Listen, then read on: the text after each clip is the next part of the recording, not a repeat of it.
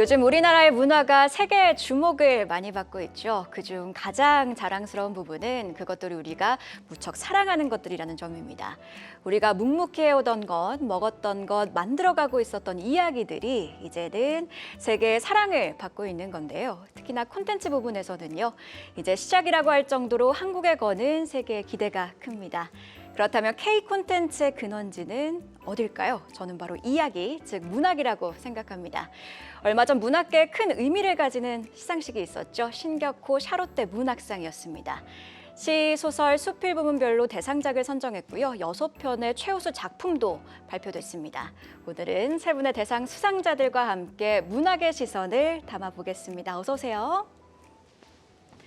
네, 한 분씩 소개해드리겠습니다. 시집 투명한 것과 없는 것의 김희듬 시인님, 소설 버샤의 표명희 작가님, 수필 담장의 말의 민병일 작가님 세 분 자리해 주셨습니다. 정말 감사드립니다. 자, 세 분의 작품 모두 각자 다른 시선에서 한국을 담아내셨죠. 후배 개선은에서는요, 지금의 대한민국을 살아가는 평범하면서도 어딘가 쓸쓸한 우리의 모습을, 버샤에서는 한국이 희망이 된 난민 가족의 이야기를, 담장의 말에서는 그야말로 한국 담장에 있는 그대로의 모습과 상징적인 의미를 전해주셨습니다. 상 받으셨을 때 기분 떠올리시면서 시상식 영상 먼저 보고 올까요? 지난 2024년 6월 5일 제1회 신격호 샤롯대 문학상의 개최를 알리는 기자간담회가 열렸습니다. 이 문학상은 롯데그룹 창업주인 신격호 명예회장의 문학에 대한 사랑을 기리기 위해 시작되었으며 롯데장학재단은 국내 유망 작가들을 발굴하고 지원하겠다고 밝혔습니다. 신격호 명예회장님의 문학에 대한 열정을 계승하기 위해 회장님의 성함을 덧붙인 문학상으로 훌륭한 작품과 작가를 발굴하고 지원하고자 합니다. 제1회 신격호 샤롯대 문학상에는 당초 기대를 훌쩍 뛰어넘는 총 2,942편의 작품이 출품되어 문학계와 관계자들을 깜짝 놀라게 하였습니다. 접수된 작품들은 현직에서 활발히 활동 중인 중견 작가들이 중심이 되어 세 달에 걸쳐 공정하게 심사되었습니다. 그리고 마침내 2024년 11월 28일에 개최된 시상식. 총 상금 9천만 원이 걸린 이번 문학상에는 약 300대 1의 경쟁률을 뚫고 시, 소설, 수필 부문에서 선정된 총 9명의 작가들이 수상의 영예를 안게 되었습니다. 문학상을 주최한 롯데장학재단 장혜선 이사장은 문학상에 대한 뜨거운 관심에 감사의 뜻을 전하며 이 상이 한국 문학계에 긍정적인 영향을 미치길 바란다고 밝혔습니다. 첫 회부터 약 2,900여 명의 작가님들께서 뜨거운 관심을 보내주셔서 진심으로 감사드립니다. 침체되어 있는 한국 문학계에 샤롯대 문학상이 작은 윤활유의 역할이 되었으면 합니다. 이를 통해 작가들의 창작 활동에 긍정적인 동기부여가 되고 이들의 작품들이 많은 사람들에게 감동을 주는 문학을 통한 선순환을 만들고 싶습니다. 청년 시절 문학도를 꿈꿨던 기업인의 뜨거운 열정과 정신이 이제는 침체된 문학계 새로운 바람이 되고 있는 신격호 샤롯대 문학상. 대상 수상자들과 함께하는 이 시간, 한국 문학의 현재와 미래를 들어봅니다. 자, 6월에 있었던 기자간담회부터 지난 11월 시상식 그리고 롯데장학재단 장혜선 이사장의 인터뷰까지 보고 왔습니다. 돌아가신 롯데그룹 창업주이신 신격호 회장은 엄청난 문학 애호가로 알려져 있죠. 그래서 문학상 제정은 정말 의미 있는 일이 아닐까 싶은데요. 시상식 날 눈이 정말 많이 오셨어요. 기억나시나요? 눈은 농부가 기다리는 비처럼 소풍 가는 아이가 기다리는 맑은 날처럼 간절하게 기다리게 되는 건 아니지만 삶의 순간순간 예기치 않게 맞닥뜨리게 되면 아름답다, 포근하다, 설렌다는 기분을 선사해 줍니다. 저는 이런 점들이 문학의 역할과 아주 비슷하다는 생각이 드는데 세 분께는 문학이 어떤 의미이신가요? 먼저 민병일 작가님 답변부터 들어볼까요? 네, 문학은 늘 어려운 질문이고 문학이 무엇인지에 대해서 또 어떤 의미에 대해서 말하는 것은 늘 어려운 것 같습니다. 저는 그 문학을 좀 이렇게 미술적으로 생각하는 경향이 많이 있습니다. 그래서 제가 그림 두 개를 이렇게 생각을 해봤는데요. 첫 번째는 그 인상파 화가 구스타프 카이보트 그림 중에서 마르를 대패질하는 사람들이란 작품이 있습니다. 이렇게 상체를 벗은 남성들이 마르를 대패질을 하는데, 마르를 대패질을 하면은 아무래도 그 맨들맨들해지고 윤이 나겠죠. 그런데 이 문학이라는 것은 아무리 대패로 깎은다 하더라도 그것이 잘 맨들맨들해지지도 않고, 제가 보기에는 또 잘 윤기가 나지도 않는 게 문학인가라는 생각이 들고, 또 두 번째는 말레비치 그림 중에 그 검은 사각형이라는 작품이 있습니다. 하얀색 정사각형 위에 검은 사각형을 얹어 놓은 건데, 그러니까 그 자연을 이렇게 대상을 사라져 버리게 한 건데, 그러니까 이렇게 그 무대상의 세계를 만드는 게 문학 아닌가. 그러니까 보이지 않는 그러한 어떤 대상을 가시화시켜야 되는데, 그러다 보니까 아무리 들여다봐도 보이지 않는 무대상의 세계 같은 것, 저는 그런 게 문학 같다는 생각을 많이 합니다. 즉 이렇게 보이지 않는 시면, 그러니까 분명히 존재하고는 있는데 나타나지 않는 것, 저는 그게 문학 같습니다. 네, 그럼 표명희 작가님께 문학은 어떤 의미일까요? 저한테는 문학이 그림자 같은 거라고 생각을 해요.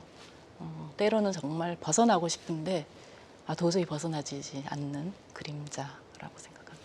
그럼 김희든 시인님께서는요? 저는 문학이 없었다면 굉장히 외롭고 고독했을 것 같은데요. 문학은 저의 친구 혹은 연인 같은 관계여서 종종 아웅다웅하지만 문학을 할 때 가장 살아있는 그런 느낌을 받게 됩니다. 네. 그림자, 그리고 연인, 친구, 그리고 보이지 않는 심연의 그림자까지 들여다보는 문학의 세계. 그렇지만 현실에서 문학가로서의 삶은 편안한 길만은 아닌 것 같습니다. 현실의 이야기들을 좀 들어보고 싶은데, 표명희 작가님부터 한번 들어볼까요? 네. 제가 문학을 꿈꾸었을 때는 진짜 문학이 르네상스였던 시기였어요. 그런데 이제 막상 제가 이제 작가가 되고 나서는 이미 문학이 영상에 밀려났고 굉장히 현실적으로 다른 세상이 되어버렸더라고요. 그래서 예전에는 소설가만 되면 먹고 사는 거 걱정 안 해도 된다, 그런 얘기가 있었거든요. 근데 이제 제가 소설가가 딱 됐을 적에는 일단 생계 해결하는 게 가장 힘들었고요. 그래서 문학이 지금은 대부분의 작가들, 아주 유명 인기 작가 몇몇 제외하고는 거의 다 투잡일 겁니다. 저도 지금까지 계속 투잡 생활하면서 작가 생활을 해왔습니다. 네, 그럼 민병일 작가님의 이야기도 좀 듣고 싶네요.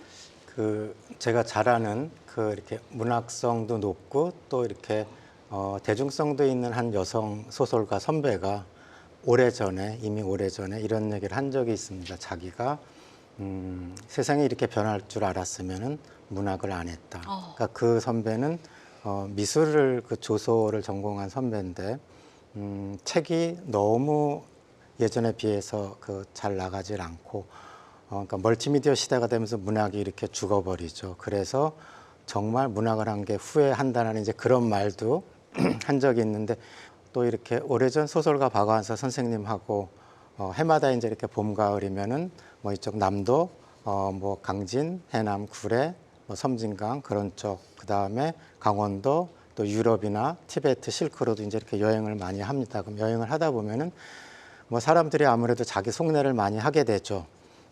자기 속에 있는 말을 하는데, 그럼 그때 이제 이렇게 일행들 속에서 나오는 말이 살아가는 이야기, 문학 이야기, 작가 이야기, 작품 이야기 나오죠.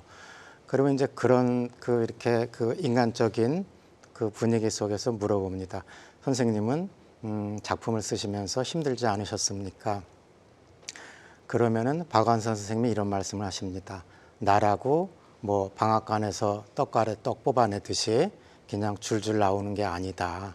그 누에가 이렇게 고치씨를 뽑아내려면은 잎도 갉아 먹어야 되고 뽕잎도, 그리고 잠도 자야 되고 꿈도 꿔야 되고, 그러는 것처럼 다 힘들다, 똑같다.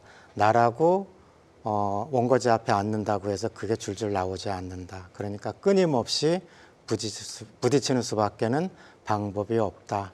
이런 말씀을 하신 적이 있습니다. 그래서 뭐 누구든지 그 어려운 시대이고 또 문학의 그 작품을 쓴다는 게 문학이라는 게 보이지 않는 대상을 가시화시켜야 하는 거다 보니까 늘 언제나 새롭게 고통스럽고 늘 보이지 않는 못 가본 길을 가는 것 같은 그런 생각이 들어서 쉽지 않은 그러한 길을 가고 있지 않나라는 생각을 합니다. 네, 쉽지 않은 길을 겪고 계시는데 어쨌든 이런 인내의 시간들 그리고 인고의 시간들이 있었기 때문에 더욱더 대단한 작품들이 나오는 것 아닌가라는 생각도 드는데요. 이번에는 김희듬 시인님의 답변도 들어볼까요? 네, 저는 제가 이제 등단을 할 때 지방에 있는 대학에서 시간 강사를 하고 있었어요. 그리고 20년 가까이 시간 강사 이제 여기저기 이 대학 저 대학 뛰어다니면서 시간 강사 생활을 하다가 이제 서울에 있는 모 대학의 겸임 교수로 조금은 안정적인 그런 직업을 가지고 작품 활동을 두 가지를 병행해서 꾸준히 하고 있다가 재작년에 이제 그만두고 연희동에 있는 그 바에서 밤에 일도 했었고요. 그리고 대필 작가 일을 어떤 기업체에서 저한테 이야기를 했을 때 제가 그걸 수락할까 말까 고민을 할 정도로 이제 경제적으로 조금 많이 어려워졌었거든요. 근데 지금까지는 뭐 원고료라든지 또 인쇄 그런 걸로 버텨가고 있습니다.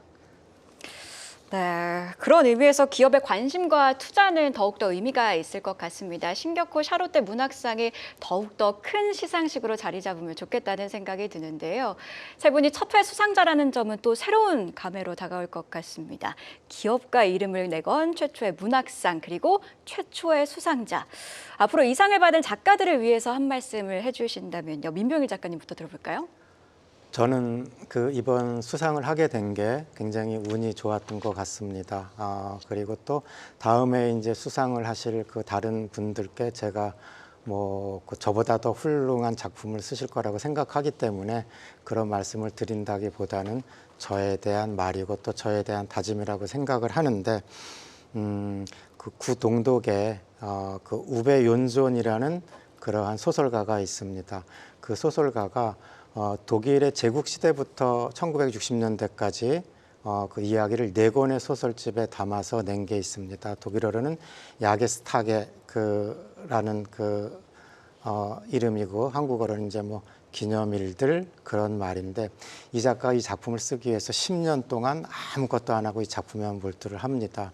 그리고는 정말 명작을 써내는데 그래서 저는 어떤 작품을 써내기 위해서는 그런 한 10년 지켜보기라는 그러한 생각을 가지고 있어야 되지 않는가라는 그 생각을 늘 하고 있습니다. 그래서 뭐 저 말고도 또 다른 선생님들께서도 대부분 그렇게 글들을 쓰시는 거로 알고 그런 마음으로 글을 쓰시면 더 좋은 작품을 쓰실 수 있지 않을까라는 생각을 합니다.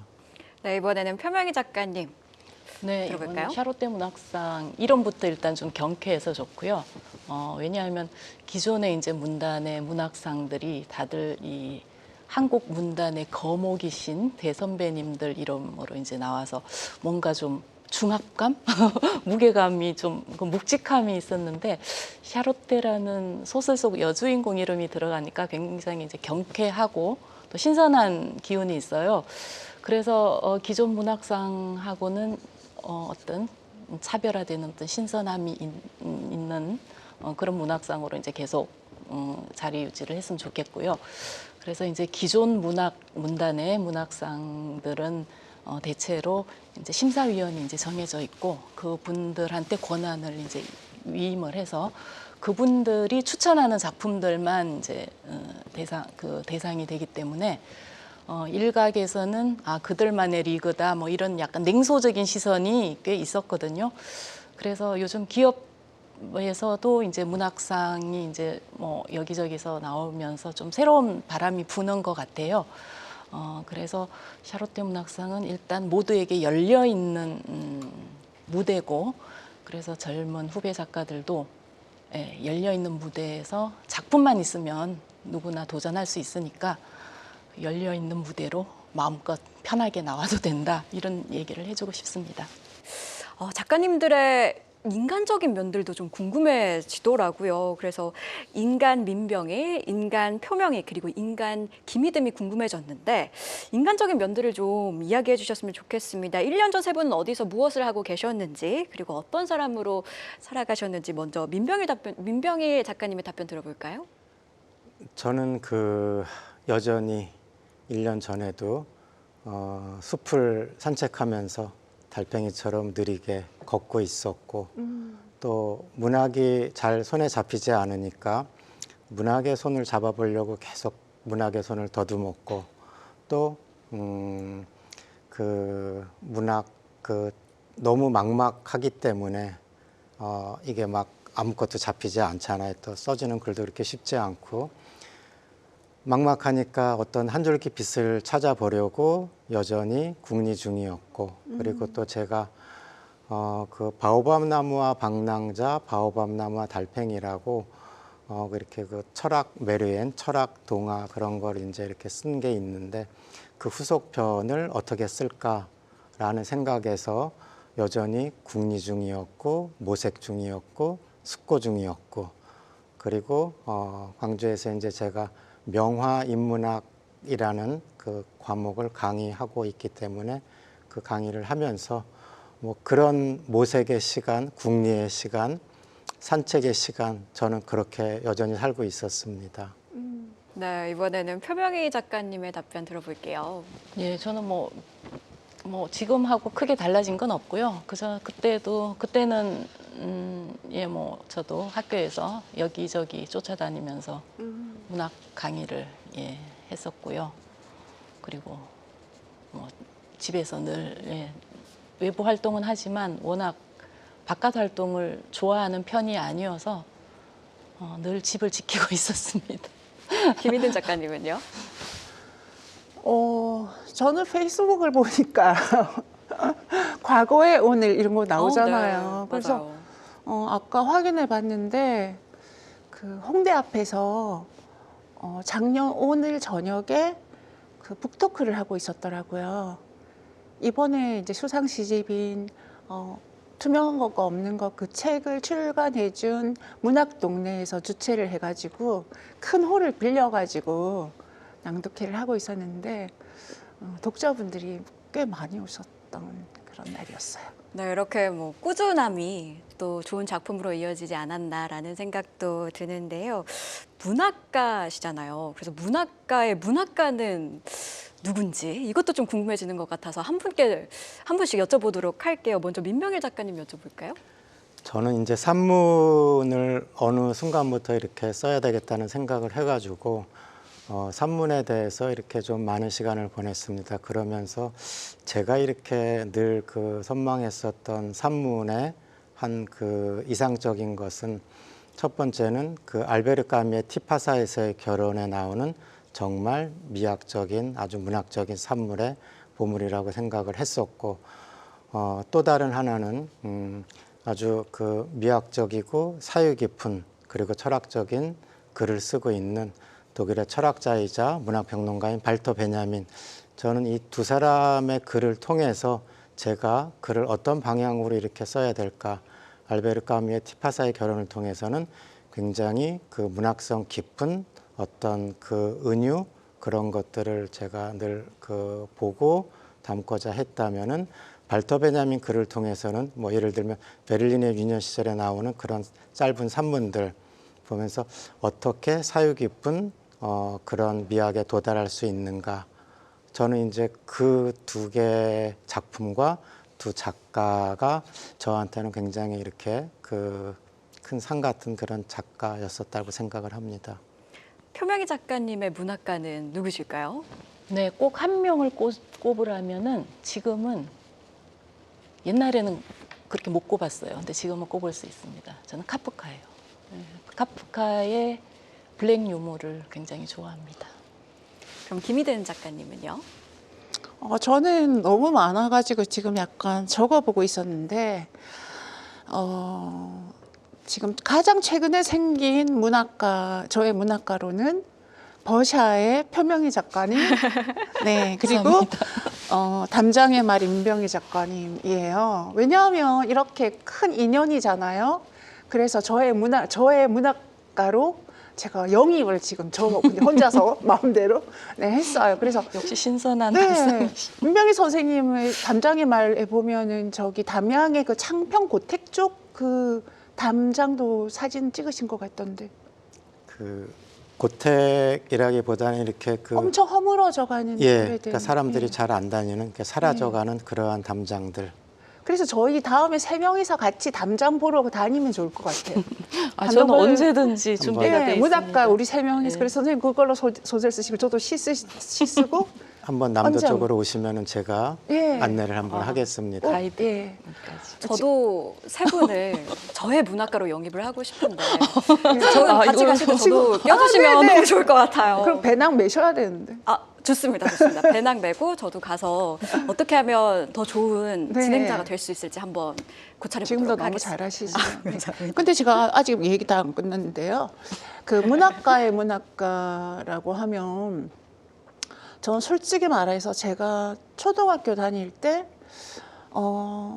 이게 저희 수상집 산문에도 제가 썼는데 초등학교 때 여름 방학이었어요. 아버지가 갑자기 그날 화를 내고 집을 나가셨는데 하루 종일 온종일 안 보이셔서 아버지 하면서 부르면서 이렇게 온 동네를 다니다가 이제 그 골목 저쪽 안쪽에 허름한 이발소가 있었어요. 그래서 저는 그냥 지나다니기만 하다가 처음으로 거길 들어갔는데 아버지가 이제 머리 깎으시기 전에 그냥 앉아서 계시더라고요. 이제 시작을 하려고 하고 이렇게 흰 천을 이렇게 어깨 앞쪽으로 이렇게 두르시셔서 저는 그 낡은 소파에 앉아가지고 쾌쾌한 냄새가 나는 그 공간에서 두리번 그래서 아버지 머리 깎을 때까지 기다렸다가 집에 같이 들어가려고. 왜냐하면 제가 그때 저희 새엄마랑 굉장히 둘이만 있으면 되게 불안하고 또 저를 막 혼내고 때릴까 봐.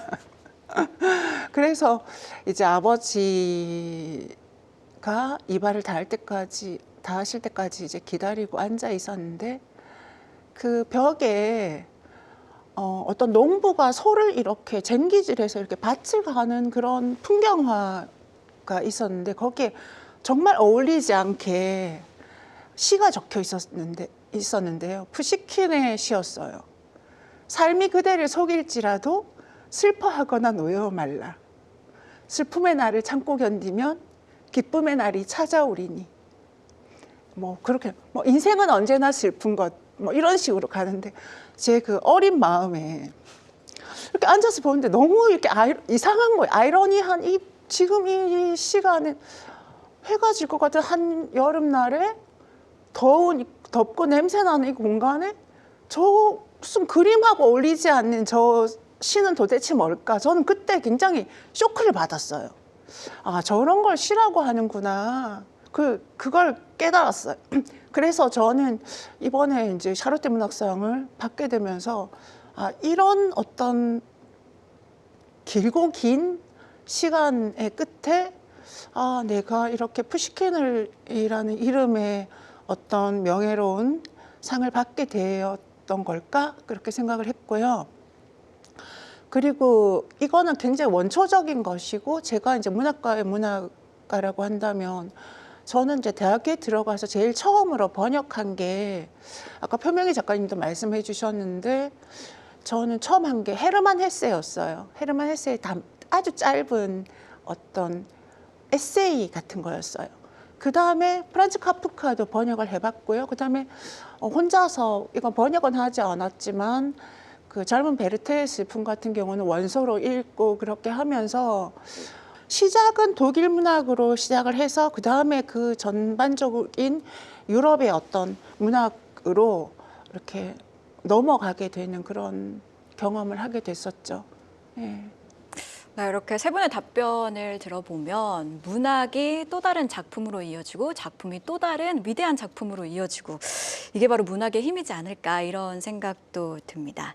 세 분 모두 이야기를 쓰시는 분들이잖아요. 내가 이야기를 쓰는 사람이 되겠다. 혹은 내가 이야기를 쓸 수 있는 사람이 될 거라는 건 언제쯤 알게 되셨는지도 궁금해요. 먼저 김희든 작가님께 여쭤볼까요? 중학교 2학년 때 국어 선생님께서 이제 수업 시간에 시도 쓰고 그다음에 학교 대표로 이렇게 나가서 상도 받아오고 그렇게 제가 했을 때 너는 굉장히 훌륭한 시인이 될 거다. 그리고 한국 최초의 노벨 문학상 수상자가 될 수도 있어. 지금처럼만 문학을 좋아하고 시를 쓴다면.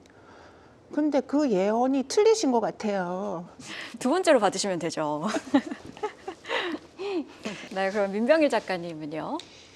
저는 이렇게 어릴 때 이렇게 기억 속에 남아 있는 희미한 미소가 있어요.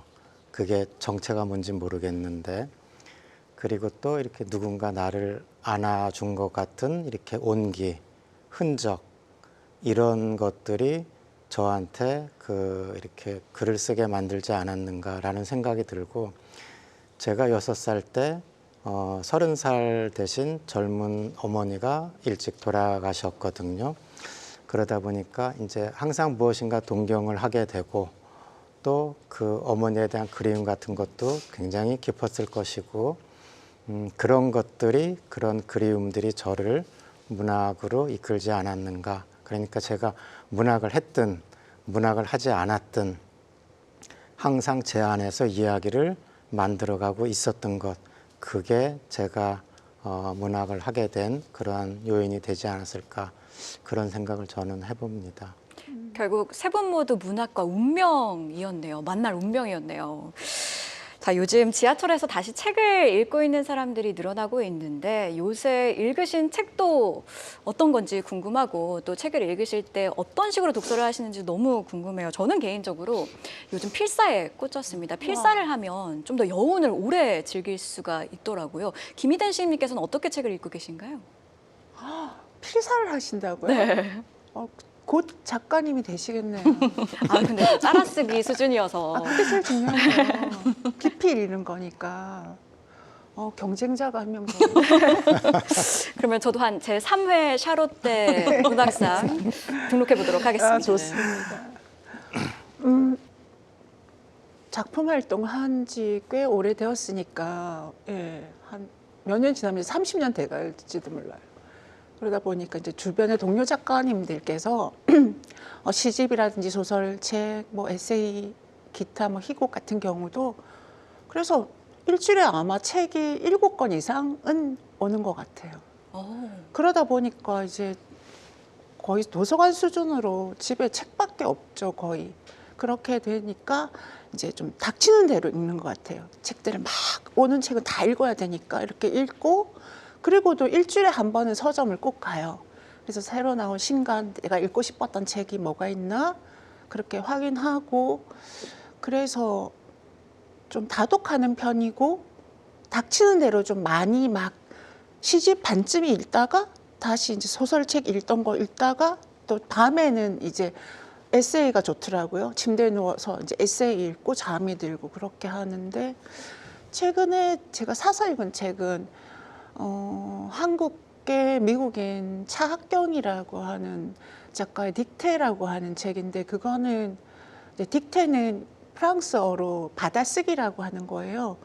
그 차학경의 유일한 책이고, 한국의 유관순 열사 이야기부터 해서 미국의 사회 이야기까지 굉장히 혼종적으로 씌어진 시라고 하기도 그렇고 에세이라고도 하기도 그런 되게 유니크한 그런 책인데, 제가 예전에 한 20년 전에 샀다가 잃어버렸고 그게 복간되어서 나와가지고 새로 사서 지금 읽고 있고요. 그리고 제가 사랑하는 후배 이제 정다연이라는 시인이 현대문학에서 최근에 어제 책이 왔어요. 다정의 온도라고 하는 에세이집인데, 굉장히 지금 좀 시국도 그렇게 해서 마음이 좀 팍팍해져 있는 상황이었는데, 그 다정의 온도라는 책이 주는 따뜻함이 좋아가지고 이렇게 껴안고 자고 그렇게 하고 있어요. 네, 표명희 작가님은 어떤 책 읽고 계신가요? 예, 저는 요즘 역사책을 좀 많이 읽고 있습니다. 예, 그래서 뭐 어차피 이야기니까, 그래서 주변 사람들한테, 문학 공부하는 사람들한테 히스토리만한 하이스토리는 없다, 막 이런 말을 굉장히 강조를 하거든요. 문학은 요즘 주로 오디오북을 많이 듣습니다. 예, 오디오북이 생각보다 활자로 읽는 거하고는 또 다른 그 이미지로 남는 효과가 굉장히 좋더라고요. 그래서 오디오북을 많이, 문학은 주로 오디오북을 이용합니다. 자, 이렇게 작가님들의 인간적인 면을 만나봤는데 작품 이야기도 조금 나눠보고 싶습니다. 김희든 시인님은 8번째 시집 투명한 것과 없는 것으로 대상을 받으셨는데 어떤 시집인지 좀 짧게 이야기를 해주신다면요. 짧게 얘기한다면 읽어보세요. 뭐 이렇게 해야 되나요? 네. 그 시집에 대한 비평들을 읽으면서 제가 압축을 해본 문장은 한국이라고 하는 이 세상, 이 사회를 사랑하기 힘든 이 사회를 사랑하려고 애쓰는 화자가 사람들을 만나서 상처받기도 하지만 끝끝내 희망을 갖고 살아가려고 하는 것을 멈추지 않는 시집이다. 예, 그렇게 이야기를 해주셨어요. 그중에 후배에게가 수상작품집에 실린 작품인데 저도 읽어봤습니다. 가장 좀 인상 깊었던 문구가 내가 사는 것도 좋아하면 좋겠다. 일과 중에 나는 너를 기다리는 이 시간이 제일 좋아. 이 같은 문장을 읽으면서 누군가는 나를 이렇게 생각해주는 사람이 있으면 참 행복하겠다. 이런 생각이 들기도 했고요. 또 동시에 거꾸로 내가 이렇게 마음 깊이 쓸 존재가 있어도 행복하겠다. 이런 생각도 들었습니다. 사랑받는 것, 사랑하는 것 본질적으로 같은 거라고 볼 수 있겠죠? 사랑이라는 개념은 굉장히 모호한 건데 제 생각에는 사랑을 아무리 크고 많은 사랑을 받아도 자기가 그 사랑을 느끼지 못한다면 아무 소용도 없을 거니까 서로 교감하고 소통하고 이해하는 그런 관계성이 된다면 사랑은 같이 기브앤테이크 하는 게 좋죠. 뭐 일방적으로 사랑만 받으면 아나운서 선생님 싫으실 거 아니에요. 막 그렇죠. 졸졸 따라다니고. 그렇죠. 사랑받고도 싶고. 그렇죠. 자, 그러면 세상은 사랑할 수밖에 없는 곳일까요? 아니면 끊임없이 사랑하려고 노력을 해야 하는 곳일까요?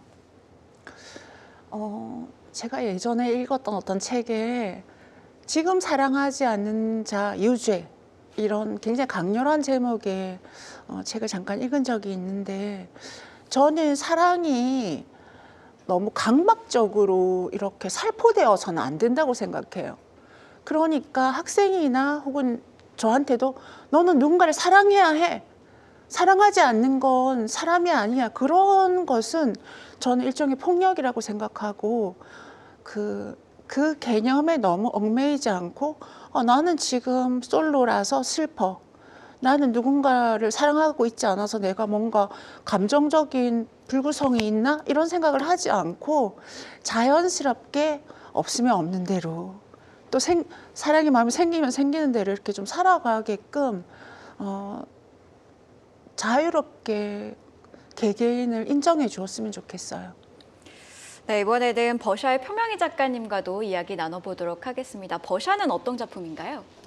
네, 버샤는 제목에서처럼 이제 버샤가 주인공이고요. 버샤 일가족이 인천공항 출국장에서 살고 있는 난민 일가족이죠. 그 생활을 그린 거예요. 근데 이제 잘 아시겠지만 인천공항 국제공항의 그 출국장이라는 곳이 굉장히 명품 샵들이 많은 아주 화려한 곳이잖아요. 그런데 이제 이 버샤 일가족한테는 그곳이 이제 난민 캠프가 되는 셈이죠. 그래서 이 난민의 처지와 그 화려한 공간과 좀 대비를 시키면서 그런 어떤 극적인 거를 표현하고 싶어서 공간을 그렇게 설정을 했습니다. 그렇지만 이제 이야기는 이 난민 일가족이 인천공항에 오기까지의 조국을 떠나가지고 난민 생활을 하는 그런 구구절절한 사연들이 있는 거죠. 네, 지금 한국 경기가 또 안 좋고 또 상황이 상황인지라 우려스러운 목소들이 나오고 있는 가운데 버샤 가족에게는 이 한국이 희망이었습니다. 우리나라에도 이런 부정적인 요소와 희망적인 요소가 공존하고 있다면 우리는 어떤 부분에서 희망을 찾아볼 수 있을까요? 글쎄요, 한 두 가지가 있을 거라고 생각해요. 이제 바깥에서 우리를 보는 거하고 우리가 이제 흔히 헬조선이라고 하는 우리 현실 보면 바깥에서 가령 이제 난민이거나 이주자들한테는 한국이 굉장히 매력적인 나라거든요. 일단 치안 좋죠. 일자리 많죠. 뭐 임금도 적정 수준에 좋고 뭐 국민들 교육 수준도 높고 그런 매력적인 나라지만 이제 뭐 문화적으로는 우리가 워낙 단일 민족 신화에 오랫동안 젖어 살았기 때문에 그런 어떤 문화적인 배타성은 좀 있을 것 같아요. 난민 중에서도 무슬림을 중심으로 이야기를 풀어나가신 이유가 있으실까요? 예, 이슬람 문화를 한국 사람들이 이제 가장 잘 모르는 문화인 것 같고요. 그리고 낯설다는 정도가 아니라 굉장히 혐오하는 정서가 많거든요. 그래서 일단 저는 이제 작가로서 좀 관심이 있었고, 그래서 관심을 가지고 공부를 하다 보니까 실제로 우리하고 굉장히 역사적으로 밀접한 관계에 있다는 걸 알게 됐고, 다 아실 거예요. 한국 사람들이. 사실 이게 그러니까 이게 이슬람 문화가 무슬림, 아랍, 중동 이 다 같은 개념이거든요. 그래서 그렇죠. 우리가 아라비아 상인이 신라 때부터 우리랑 교역을 했었고, 그리고 코리아라는 나라가 알려진 것도 아라비아 상인들에 의해서 알려졌고, 그리고 고려 시대에 사실 몽골의 부마국이었잖아요. 고려가. 그래서 그때 이제 그 페르시아계 그 이슬람 그 민족들이 우리나라 왕실로 들어와 가지고 실제로 조선 왕실에서 관리까지 한 기록이 굉장히 많아요. 조선 왕조실록을 보면. 그래서 역사적으로 우리랑 굉장히 밀접하고 또 뭐 우리가 늘 그 중동 산유국의 기름을 쓰고 있고, 그리고 경제적으로는 사실 굉장히 밀접한 우방국이거든요. 그래서 실제로는 우리하고 역사적으로나 현실적으로 아주 가까운 그런 문화권인데, 일단 이제 우리가 이슬람 문화 하면은 테러부터 떠올리죠. 테러와 IS를 떠올리기 때문에.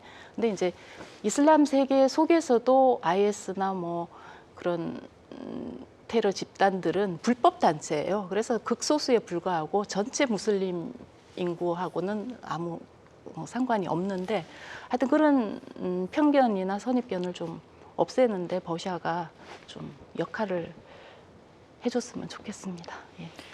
네, 이렇게 문학은 우리 일상에 너무나도 가까운 예술입니다. 항상 물음을 던지고 생각하게 해주는데요. 그런 사유를 가장 일상적인 언어로 표현한 장르가 바로 산문이죠. 산문집. 담장의 말로 산문 부분 대상을 받으신 민병일 작가님, 삶의 영역이 정말 화려하시더라고요. 뭐 보시면 미술, 건축, 조형, 문화까지 다양한 분야에서 공부를 하셨던데 그 이유는 뭔가요? 아니, 공부를 그렇게 제가 할 능력은 못 되고요. 그냥 하려고 뭐 공부를 다양하게 하려고 뭐 노력을 하고 또 다양하게 보려고 하는 이유는, 저는 문학적 상상력의 문제에 대해서 이렇게 생각을 많이 해봤기 때문에 그러거든요. 그럼 문학적 상상력이 어디서 올까? 우리가 흔히 문학적 상상력이란 말을 굉장히 많이 하는데, 그런데 저는 개인적으로 문학적 상상력이란 게 이제 문학 안에서만 이렇게 나오는 게 아니지 않는가. 이렇게 예술과 철학, 좀 더 인문학적인 어떤 그 교양으로서의 그 토대 속에서 문학적 상상력이 나오지 않는가라는 생각을 합니다. 그래서 많은 공부를 하려고 노력을 하고 또 많이 보려고 하는데, 그러면은 문학적 상상력을 어떻게 넓혀야 되는가? 저는 그 문제가 결국은 예술적인 것들, 뭐 그 예술적인 것들에는 미술, 음악, 사진, 건축 많은 요소들이 다 포함이 되겠죠. 그래서 그런 것들, 그러니까 그 한마디로 얘기하면 인문학적인 어떤 그런 공부, 토대, 그런 것들이 문학적인 상상력을 많이 넓혀주지 않겠는가라는 그런 생각을 많이 했습니다. 그래서 그 공부를 최대한 좀 다양하게 하려고 하고 있고, 미술이 됐든 문학이 됐든 어떤 그 문학적인 상상력, 예술적인 상상력을 가져오기 위해서는 좀 더 다양한 많은 것들을 보려고 공부하고 노력하는 게 중요하지 않는가, 이제 그런 생각에서 그냥 이렇게 하려고 노력하는 중입니다. 담장의 말을 듣기에 10년 넘게 방랑을 하셨다고 합니다. 담장이라는 이 건축물에 꽂히게 된 이유도 좀 궁금을 하고 방랑 끝에 깨달은 건 뭔지도 궁금한데요. 제가 담장의 말, 담장에 대한 이야기를 쓰기 전에 제가 한 600페이지가 넘는 창에는 황야의 이리가 산다라고 창에 대한 이야기를 한번 쓴 책으로 나온 적이 있습니다.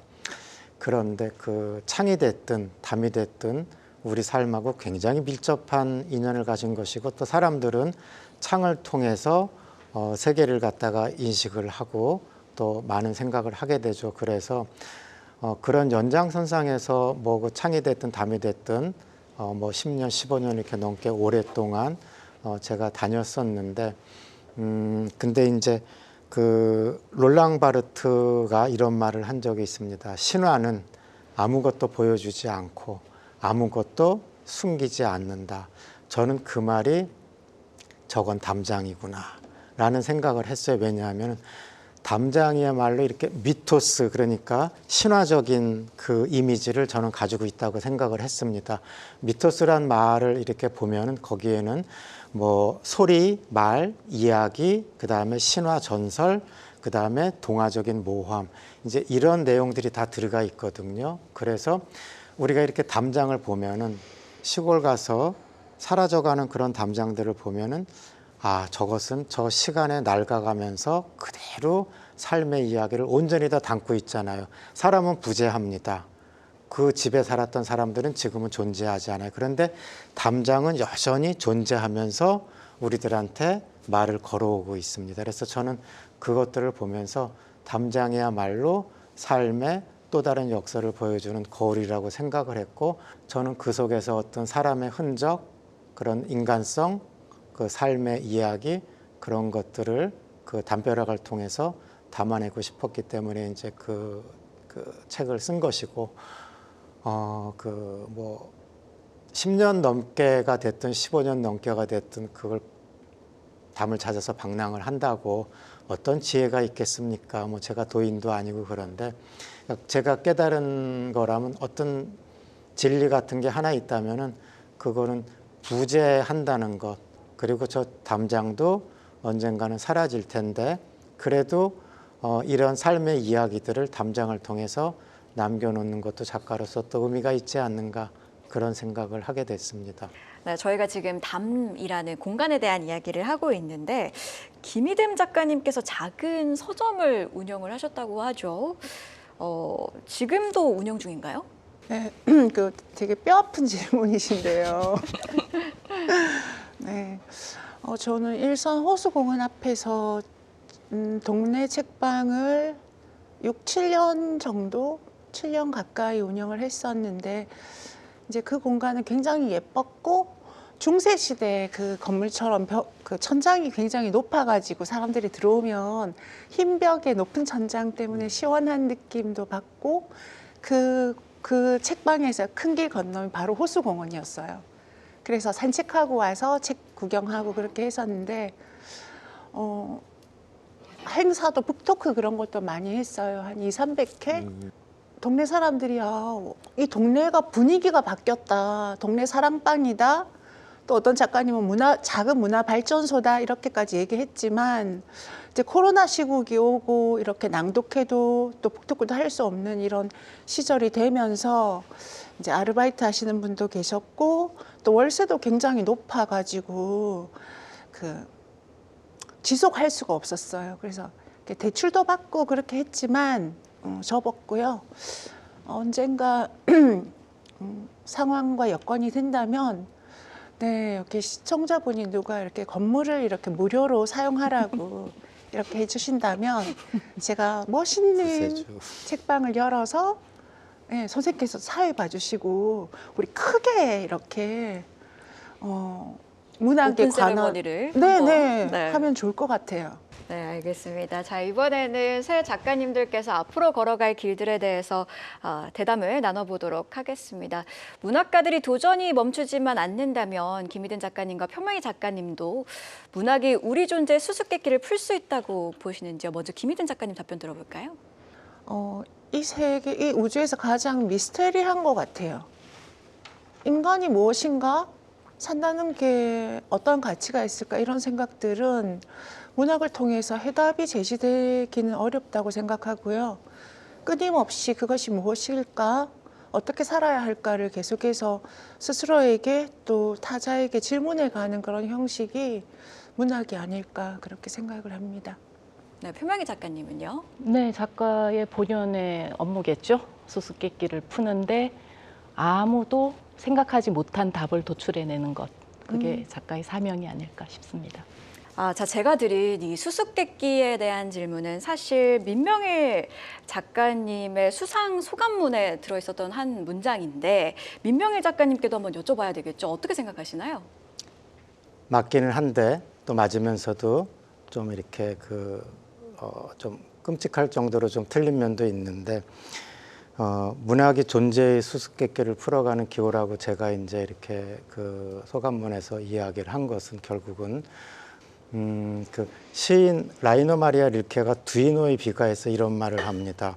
아름다움이란 우리가 끔찍하게 참아내야 될 것들이라는 이제 그런 얘기를 갖다가 하거든요. 그러니까 아름다움이 보기는 좋은데 그 아름다움을 정말로 제대로 보여주기 위해서는 어떤 그 실존의 부조리 세계 속에서 그것들을 다 그 이면까지도 보여줘야 되는데 과연 그것이 드러나겠는가라는 그런 생각 때문에 제 개인적으로 참 아름다움에 대한 탐구를 하긴 하는데 이거야말로 끔찍한 일인지도 모르겠다라는 그런 생각을 갖다가 합니다.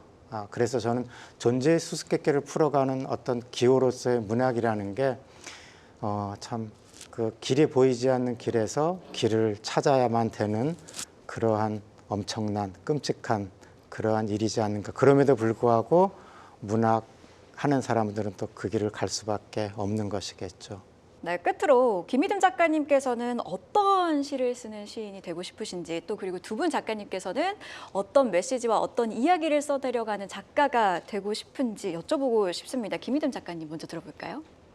저는 제 작품을 보고 항상 사람들이 파격적이다, 뭐 불편하다, 획기적이다, 낯설다 이런 얘기를 많이 하시는데 이제 제가 나이도 있고 지치기도 했기 때문에 좀 더 부드럽고 잘 읽히는 작품으로 가지 않을까. 근데 물이 자기가 결심하고 나는 이리 흘러야겠다 이런 건 아니고 저는 물 같은 사람이라 액체적이거든요. 그래서 어떤 길을 또 자연스럽게 흘러갈 것이라고 생각하고 제가 아마 며칠 내로 새 시집이 나오거든요. 난생 처음 1인 출판사, 세계 소규모 출판사에서 실험적으로 시집을 내는 건데 독자 여러분 많이 읽어주시기를 바랍니다. 네. 저도 나오자마자 바로 사러 서점을 가겠습니다. 약속했어요. 감사합니다. 네, 그러면 표명희 작가님께도 여쭤볼게요. 네, 저는 카프카처럼 메시지가 선명하지 않아서 굉장히 여러 가지 해석을 나올 수 있는 그런 풍부한 내용의 작품을 쓰고 싶습니다. 네, 마지막으로 민명희 작가님은요? 어떤 글을 쓰고 싶은가에 대한 질문은 제가 늘 고민했었던 거 사유가 좀 깊고 그리고 아름답고 그 다음에 좀 삶의 예지가 깃든 그리고 또 문학적 상상력이 풍부한 이런 글을 쓰고 싶은데 거의 불가능한 그런 그 희망을 가지고 있긴 하지만 그래도 그 생각을 가지고 이렇게 그 글을 쓰고 싶습니다. 네, 세 분 작가님들께서 펼쳐나갈 문학의 세계가 앞으로 더욱더 기대가 되는데요. 아쉽게도 시간 관계상 여기까지 들어야 될 것 같습니다. 너무 좋은 말씀들을 많이 해주셨는데 이렇게 또 귀한 시간 내주셔서 진심으로 감사드립니다. 감사합니다. 네, 고맙습니다. 관객이 없는 축구장에서도 축구 선수라면 선수는 골을 넣기 위해 최선을 다합니다. 세계가 주목하지 않을 때에도 우리는 꾸준히 우리의 이야기를 써왔는데요. 그 저력이 이제 드러나 세계 무대에 서고 관객도 더 많아지게 됐습니다. 신격호 샤롯대 문학상이 세계로 나아가는 문학가들의 뜻깊은 발판이 되길 바랍니다. 수상자분들 진심으로 축하드리며 오늘 문학의 시선 여기서 마치겠습니다. 고맙습니다.